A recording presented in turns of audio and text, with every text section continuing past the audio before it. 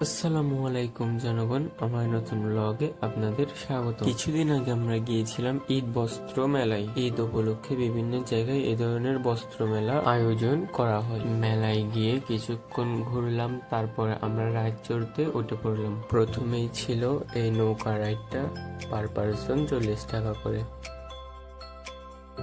তারপরে উঠি নাগরদোলনায়। নাগরদোলনার দামও ছিল পার পারসন 40 টাকা করে। ওই রাইডটি ছিল অনেকক্ষণ দীর্ঘস্থায়ী এবং স্যাটিসফাই।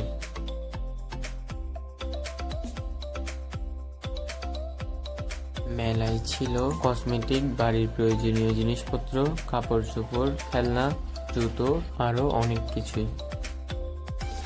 মেলায় আরো ছিল বিভিন্ন খাবারের দোকান, চায়ের দোকান, আড্ডা দেওয়ার স্পেস, ফুলের দোকান ইত্যাদি।